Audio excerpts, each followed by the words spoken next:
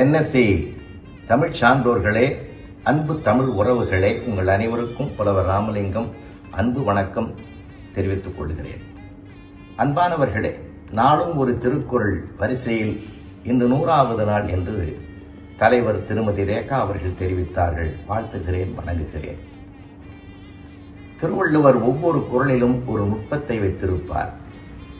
தான் தேர்ந்தெடுக்கிற உதாரணத்தினுடைய ஆழ்ந்த தன்மையை நாம் உணர்ந்து படித்தால் மிகுந்த சுவை பயக்கும். உலகம் 3 மடங்கு நீரால் சூழ்ந்தது, 1 மடங்குதான் நிலம்.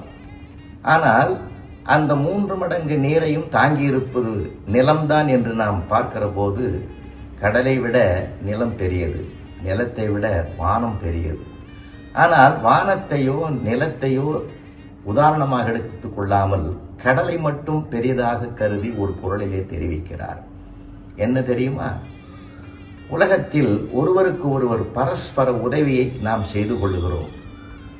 அதிலே பயன் கருதுகிற உதவியும் இருக்கிறது, பயன் கருதாத உதவியும் இருக்கிறது. ஒரு மனிதன் பயன் கருதாமல் உதவி செய்கிறார் என்றால் அந்த உதவி கடலை விட பெரியது என்று திருவள்ளுவர் சொல்லுகிறார். ஏன் வானத்தை தவிர்த்து பூமியை தவிர்த்து கடலை மேற்கோளாக சொல்ல வேண்டும்? அன்பர்களே, கடலுக்கு ஒரு குணம் உண்டு.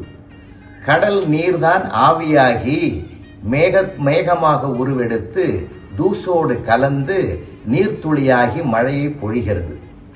ஆனால் அந்த பொழிந்த மழை நீர் அருவி வழியாகவும் வாய்க்கால் வழியாகவும் ஆறு வழியாகவும் மலை வழியாகவும் மீண்டும் கடலில் கலக்கிறது.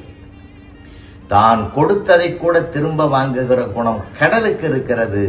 ஆனால் தான் செய்த உதவியை திரும்ப பெறாமல் இருக்கிற சான்றோர்கள் கடலை விட பெரியவர்கள் என்பதற்காக இந்த உதாரணத்தை கையாளுகிறார் என்று நாம் ஆராய்ந்து பார்க்கிற போது அவர் எடுத்துக்கொண்ட மேற்கோளினுடைய நுட்பம் நமக்கு புலப்படும்.